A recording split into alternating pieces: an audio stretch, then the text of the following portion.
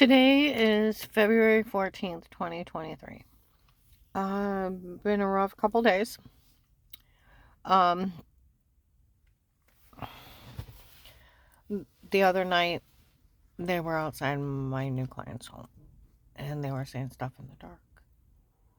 Um, Usually they just show up to harass me and leave, but the next morning when I got there, they said that their dog was barking, like somebody was outside, and wouldn't quit barking, and they slept on the couch. I told the police. I think they're trying to get me fired. Um, None of this is funny. It's taking people with low IQs to find any of this funny. Last night on my client's apartment on Turquoise Street, another client, some lady pulled up. Oh my goodness, don't say a word to her. They found her innocent of everything. They did in 18. They know that. They've been telling them to knock it off since 18. Okay? That these people didn't have any right to do any of this to her. It's like, duh. Can someone kick in your door? No. It's breaking and entering. It'd be like you arrested them, right? Can they break that they photoshopped a shower scene in the other room of you washing and sexually predate you and show videos of you washing yourself in the other room to other people and start a hate crime? Or is that severe stalking and sexually predating you? They go to jail for that. Can they break in and date rape drug you with the amnesia drugs? Leave giant bruises everywhere on you. Cut your leg. They literally cut my leg. I left a scar. Woke up, it was bleeding on the bed. Giant bruises everywhere. Is that attempted murder, kidnapping, and drug charges? No, I'm not in trouble for any of that. I never talked to anybody. I've never been questioned of wrongdoing. I've never been accused.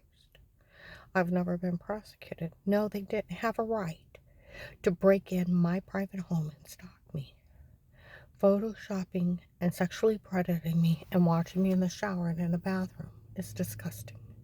And to take a shower scene and washing and put it in the other room is another act of sexual predating and stalking.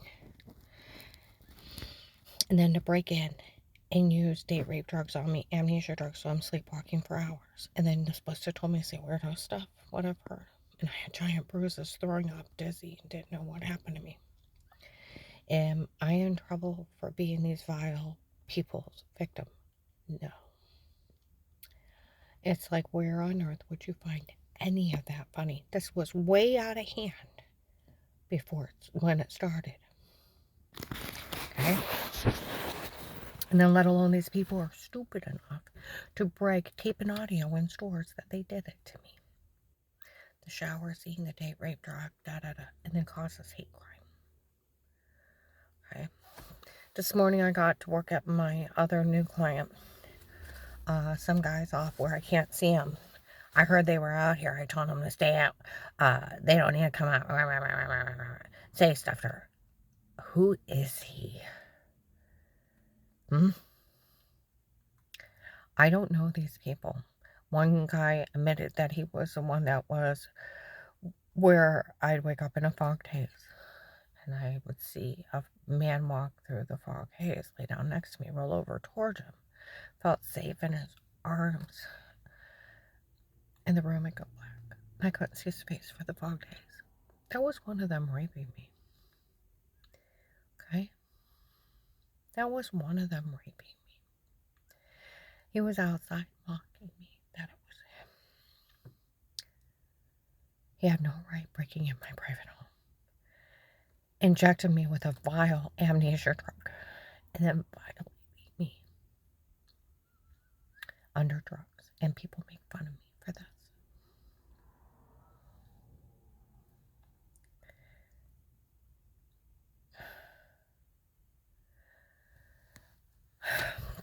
My paperwork should have been delivered to the federal prosecutor's office today. Okay. Asking them to pull the case. They don't ever ever want to say how will the agent that returned my call bullied me into a false statement under a threat arrest. Badgering, Department of Justice 1729. Victim, a witness, or an informant, if they go to give you a statement, you have to take them, if you believe it or not, follow through. Or it's badgering. It's tampering with witnesses. It's 20 years.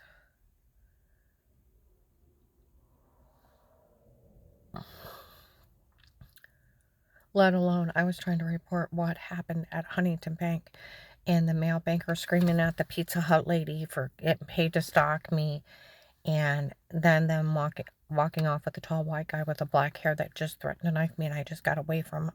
And then they came up, and she got paid to stalk me, and he's screaming at her, and they're going back and forth, and then they walk off together. I had 2 witnesses. The other banker was standing there when this was happening. They had tape and audio. There's a good chance they had him even admitting to threatening to knife me. That's why November 24, 22, Mercy Medical, the nurse that was taking care of me, where Eric made fun of him on November 18, 22, that all the tapes before were him and not me, and it was done for a stunt for everybody to turn on me, and ha ha ha ha ha, and they fell for it. Well, the nurse at Mercy Medical, November 24, 22, told a Canton officer, Lady Canton officer, we all heard that Eric make fun of us for falling for it. Okay. And the lady officer said, well, the agent that bullied her into saying she was lying when she wasn't. No, and I found out those men ran experiments on her, and they need to realize how not funny this is. Nobody's even ever said anything bad about her before.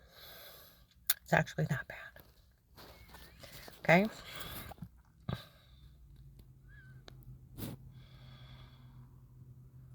For my whole family spoke highly of me. And in protected custody, with the police watching and taping for the protected custody case, September 27th, 18.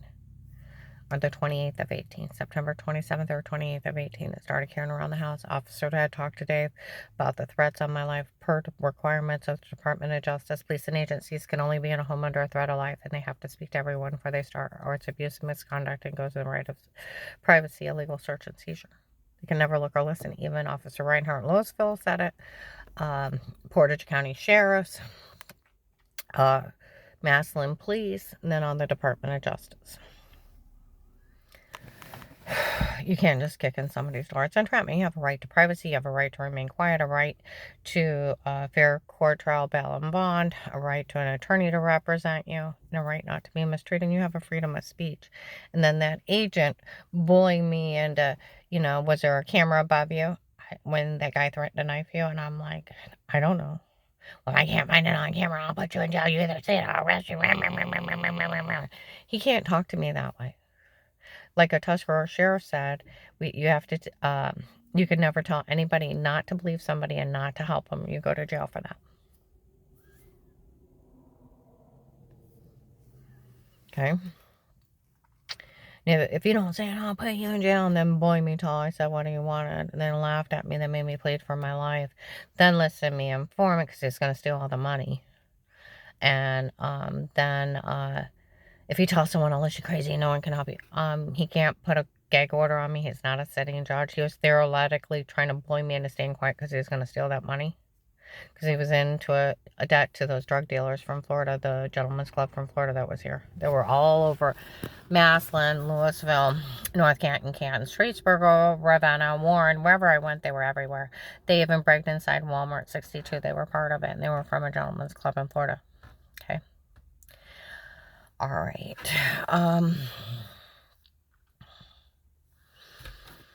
Yeah, and only one that can tell you they can stay quiet is a sitting judge, and they'll put a gag order on you for sequestered juror because of the freedom of speech. Last year, I was at my client's on Turquoise Street, and he was watching the news, and they said some FBI agent had asked somebody to stay quiet, and their response was they got an attorney to sue him. Okay, they were out of this area, they got an attorney to sue him. And the news reporters were tearing him up and said, how dare that agent ever imply that anybody should stay quiet anyways. They are only a higher law enforcement. They have no right to even imply anybody should stay quiet at any time. And if that agency even tries to back that agent for asking someone to stay quiet, they need to shut that agency down. They know better than to even try to imply anybody to stay quiet. It's a freedom of speech. The government can never imply that you stay quiet on anything, except for a sitting judge and a sequestered juror. You have a right to talk about stuff, okay? And plus, that leaves you with no way out. I mean, the guy shows up, he tries to kill me. I can't run to a house called FBI, da-da-da-da-da-da, tell them they're after me, da-da-da-da-da-da. See what I mean? They can't leave you with no way out. I looked it up on Google. The witness protection program is for life. 70 to 80% of the people that go into it, it is for life. They choose to stay there. It is the witness's decision. For your witness in a government case, they give you diplomatic immunity, $5,000 a month. That's $60 grand a year. They living expenses, housing, medical card, and police home surveillance, so that they can't kill you for telling on them. And it's a witness's decision if they stay there the rest of their life, because then they are removing themselves from protection. They give you the money and everything to take care of you, so you don't have to go work in public. If you want to, you can, and still get the money. But the whole thing of it is it's there just in case. Okay? But the whole thing of it is, it's the witness's decision. It says right on there, if they choose to stay in the witness protection program. Nobody else's. Because you're in diplomatic immunity, you got the money coming in, got everything, da-da-da-da-da-da. You can still go out and work if you want to. You feel safe enough. You still get your money, though. And your housing and everything, because the government's taking care of you because you witnessed in a case that they were looking into. And like I said, it says 70 to 80% of the people just stay in it. So they have all those things. And it's their decision. Not some dirty agent that's going to be stealing all that money and put it in his pocket and run a big drug scam here.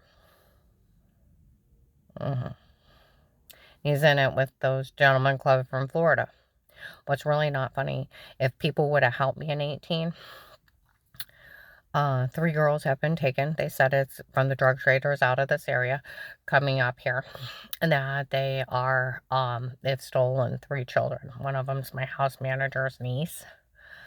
If they pull my case, because it's legal home surveillance after September 27th, 18, they have those idiots breaking in and drugging the hell out of me, beating the hell out of me, raping the hell out of me, and terrorizing me. And they sold videos of it to people. They actually hacked into the police login for protected home custody and sold it for money. They made millions off this case. But what they could do is line them up, and with them being prostitutes and drug dealers, they would have priors. Maybe they can ping their phones and see if they can't find those girls. It's a long shot, but long shot's better than no shot.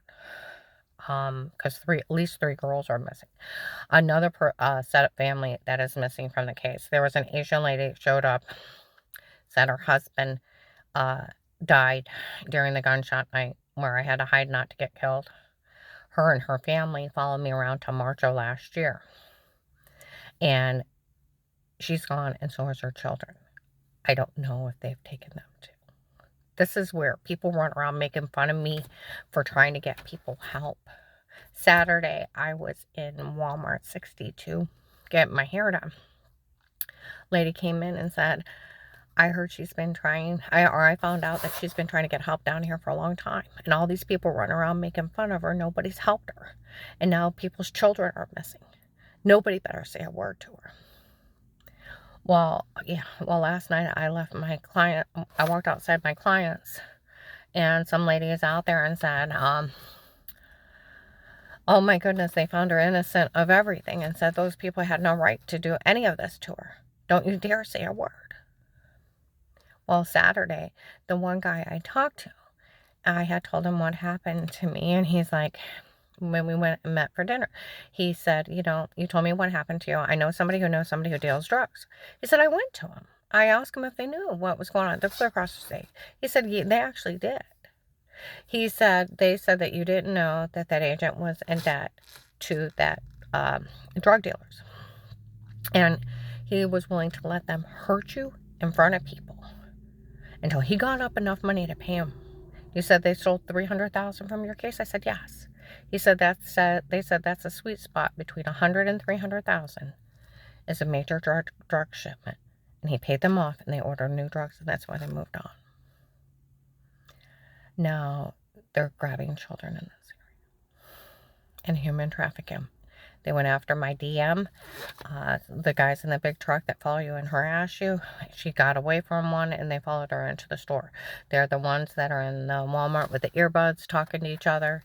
They were following me, harassing me, and threatening me. They work as a team. They said the guy where she described my kidnapper. I started stuttering because I hadn't told her I was almost kidnapped before. They said they're all working as a team trying to human traffic people out this area. These people ought to be ashamed, and somebody needs to get down here. I'm just going to look at people and say, you arrested all these people, right? Because according to the law, and the law states, for the way Will talked to me on the phone, including all the police, he goes to jail. It's for badgering and tampering with witnesses. It's a 20-year sentence. You have to take your statement if they believe you or not and follow through. They can never tell anybody they can't help you, and they can't tell you they can't. Failure to protect is abuse and misconduct.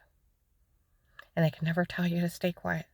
It's freedom of speech. They're not a sitting judge. It's a big scam for all these people to fall through it. This one guy came up in front of me and went, I can steal everything she has in life. He said, you can't do that. He said, watch me. He said, I can get everyone to participate. He made it a game. Gave people shirts, cell phones to help him with this. He's sick. Every one of them are sick. I'm in the witness protection program. That agent to steal the money actually had an officer talk to Dave, per requirements of the Department of Justice, to be in somebody's home. Police and agencies can only be in a home under a threat of life, but have to speak to everyone before they start. Or it's abuse and misconduct, goes in the right of privacy, legal search and seizure. And there's so many crimes in that house, it's ridiculous. But he had to open it to steal the money. I'm going to play